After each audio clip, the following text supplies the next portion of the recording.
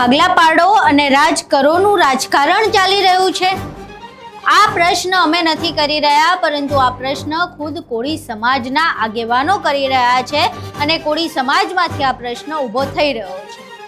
આ પ્રશ્ન પાછળ ગુજરાતના બે દિગ્ગજ નેતાઓ છે અને આ દિગ્ગજ નેતાઓની લડાઈમાં ક્યાંક કોળી સમાજનો ભોગ નથી લેવાઈ રહ્યો અને ક્યાંક કોળી સમાજ સાથે ભાગલા પાડો અને રાજ કરોની રાજનીતિ નથી રમાઈ રહી ને આની ચિંતા કોળી સમાજને થઈ રહી છે.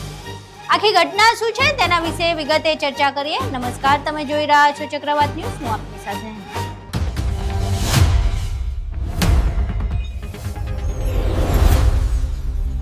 કોળી સમાજના બે અધિવેશનની જાહેરાત થઈ ત્યારથી જ વિવાદનો જાળો છંછેડાયો છે. કોળી સમાજના બે અધિવેશનની જાહેરાત કરવામાં આવી હતી, જેમાં એકની અધ્યક્ષતા મંત્રી કુંવરજી બાવળિયા કરી રહ્યા હતા અને બીજાની અધ્યક્ષતા હીરા સોલંકી કરવાના છે. ધારાસભ્ય હીરા સોલંકીનું જે અધિવેશન છે હજુ આવવાનું બાકી છે અને કુંવરજી બાવળિયાનું જે અધિવેશન હતું એ પૂરું થઈ ચૂક્યું છે.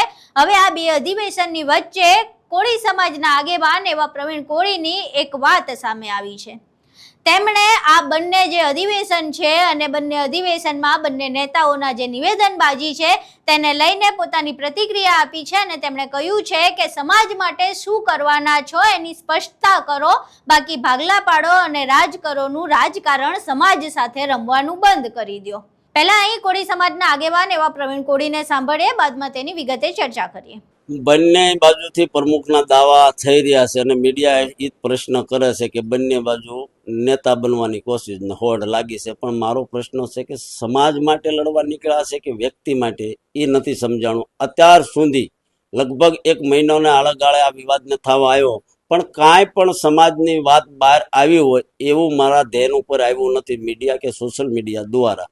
તો બંને બાજુથી દાવા કરવામાં આવ્યા છે કે સફળ અધિવેશન કાલનું પણ હોય 14નું પણ હોય, તો બંનેને હું કહેવા માંગુ છું ટૂંકમાં તમે પ્રેસ કરશો, સમાજની કામ શું કરવાના છે એના ખુલાસા કરશો અને જે પણ કામગીરી કરવાના હોય 27 પહેલા રિઝલ્ટ આપવાના છો કે 27ની અંદર કોળી સમાજ સાથે છેતરપિંડી થશે, બે ભાગલા પાડો અને રાજ કરો, આનો શિકાર તમે આ ભોળા કોળી સમાજને ન બનાવતા આ મારી તમને અપીલ છે કે અત્યાર સુધી તમે લાભ લીધા, સમાજે આપ્યા, આની વેદના આની પીડા સમજો.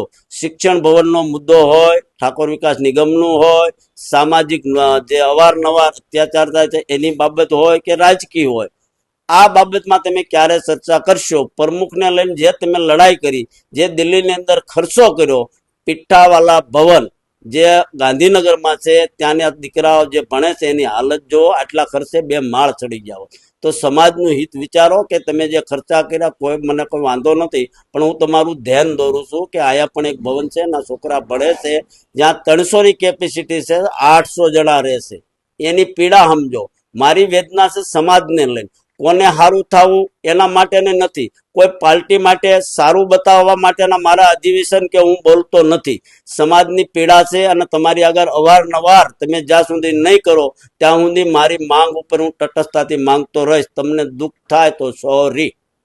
હવે જે રીતના કુંવરજીભાઈ એવું કહે છે કે જે મતદારીયાથી બને છે એના ઉપર હું ચૂંટણી નહીં લડું, સમાજ સ્વૈચ્છિક રીતે બનાવતો ચૂંટણીમાં અધ્યક્ષ બનીશ, તમે કઈ રીતના? પેલી વસ્તુ તો આની ચૂંટણી જ ન થઈ શકે. અમે સાહેબ આટલા બધા ભણેલા ગણેલા છે, ગુજરાત સરકારના મંત્રી પણ છે, 2 ટર્મ સુધી રાષ્ટ્રીય અધ્યક્ષ રહી ચૂક્યા છે અને હાલમાં પણ છે. તો જ્યાં સુધી કોર્ટની અંદર મેટર હોય એની અંદર કઈ રીતે ઇલેક્શન થાય અને કઈ રીતે સિલેક્શન થાય એ મારી સમજણની બહાર છે.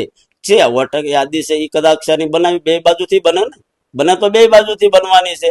એટલે આનું સોલ્યુશન સમાધાન છે, સમાજને ગુમરાહ કરે છે, આવું કાંઈ થવાનું નથી. 6 વર્ષ 5 વર્ષથી પેન્ટિંગ છે, હજી 10 વર્ષ પણ પેન્ટિંગ રહી શકે. એટલે આમાં લીગલી કોઈ ઇલેક્શન ન થાય, લીગલી કોઈ પ્રમુખ એક બાજુથી ડિક્લેર થાય એવું હું માનતો નથી. આ સ્પષ્ટતા સાથે કહું છું, સમાધાન સિવાય આનો કોઈ નિકાલ નથી. એટલે બંનેને બેસી અને સમાધાન કરવું પડે. સમાજના ભાગલા પાડી અને રાજ જે કરવાની નીતિ છે અને મત લેવાની પાર્ટીને સારું બતાડવાનું જે અત્યારે હોડ મચી છે એમાંથી બહાર આવે અને સમાજના જે દીકરા દીકરી છે એની પીડાથી એ વાકેફ છે તો એનું કામ કરે, આવી મારી બંનેને અપીલ છે. હીરાભાઈ સોલંકી હોય, કુંવરજીભાઈ હોય કે પછી વીરેન્દ્ર કશ્યપ હોય, આ બધા ચૂંટણી લડવા માટે થઈને આટલા બધા ધનપછાડા શા માટે? જો ભાઈ આમાં તો જેમને બેઠા હોય એમને હવને એજન્ડા સાથે હોય એ ચૂંટણી આટલા વર્ષોથી લડે છે. સાહેબ પણ લડે છે, હીરાભાઈ પણ લડે છે, વિરેન્દ્ર કશ્યપ હાલમાં નથી એટલે એ કદાચ એની જગ્યા કરતો તો અમને કઈ વાંધો નથી, ભલે કરતા. પણ અમે જે વાત કરવી છે પીડાની લઈને, સમાજની પીડાની, કામની જે વાત છે એની વાત એક મેં દિલ્હીની અંદર કાલના અધિવેશનમાં મેં બધા મીડિયાને કીધું છે. એક વાત સાંભળવામાં આવી કે વિરેન્દ્ર કશ્યપે દિલ્હીના મુખ્યમંત્રી છે જે રેખાબેન ગુપ્તા એને અપીલ કરી અને જાહેર મંચમાંથી મુખ્યમંત્રીએ કીધું કે કોળી સમાજની દિલ્હીની જે 20 લાખ જે આળેગાળે કોળી સમાજ દિલ્હીમાં વસે છે એની પીડા હું સાંભળીશ અને આ સરકાર એના માટે બની છે, તમામની પીડા સાંભળશે. સાથે સાથે તમામની પણ કીધી અને કોળી સમાજની મુખ્ય એને નોંધ લીધી છે. તો આવું કઈ ગુજરાતમાં ન થઈ શકે? પોતાની માટે તમે લડો છો તો હારે હારે સમાજનું પણ પીડા જુઓ. આ મારી તમારી સાથે માંગણી છે અને ટૂંક સમયમાં તમે પ્રેસ કરો. આવતા દિવસોમાં શું તમે કામ સમાજ માટે કરવાના છો એ ક્લિયર કરો. ક્લિયર જી. સમાજના ખંભે પગ મૂકીને રાજકીય રોટલા શેકવાની વાત એવું લાગતું નથી? આ તો વર્ષોથી બધી ચાલ્યું આવ્યું છે કામ. રાજકીય માણસો હોય એ તો રાજકારણ કરતા હોય, કોઈ વાંધો નથી સમાજને. પણ સમાજની પીડા એ છે એ રાજકારણ કરે એનો કોઈ વાંધો નથી.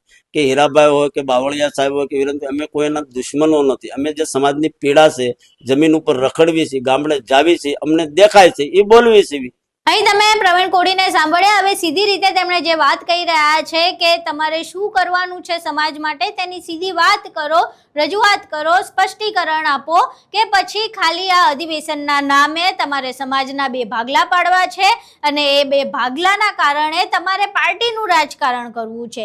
એમનું સીધી રીતે એવું કહેવું છે કે જે નેતાઓ ઝઘડી રહ્યા છે પાર્ટીને મોટા થવા માટે ઝઘડી રહ્યા છે, તેમને પાર્ટીમાં પોતાનો દબદબો વધારવો છે, પાર્ટીમાં પોતાનું પદ વધારવું છે, એના કારણે સમાજ સાથે ક્યાંક ને ક્યાંક ખિલવાડ થઈ રહ્યો છે. હવે પ્રવીણ કોડીએ જે ચિંતા વ્યક્ત કરી છે એ ચિંતા વિશે તમારું શું માનવું છે? શું ખરેખર આ બે દિગ્ગજ નેતાઓ સમાજ સાથે ભાગલા પાડો અને રાજકારણનું રાજકારણ રમી રહ્યા છે? તમારું આ આખી ઘટનાને લઈને શું માનવું છે? કોળી સમાજના જે બે અધિવેશન થવાના છે એમાંથી એક પૂરું થઈ ગયું છે અને બીજું હીરા સોલંકીની અધ્યક્ષતામાં જે અધિવેશન થવાનું છે તે બાકી છે. આ બંને અધિવેશન વિશે તમારું શું માનવું છે? તમારા મંતવ્યો અમને કોમેન્ટ બોક્સમાં જરૂર જણાવજો. વિડીયો પસંદ આવ્યો હોય તો વિડીયોને લાઇક કરજો, શેર કરજો અને અમારી ચેનલને સબસ્ક્રાઇબ કરવાનું ભૂલશો નહીં. નમસ્કાર.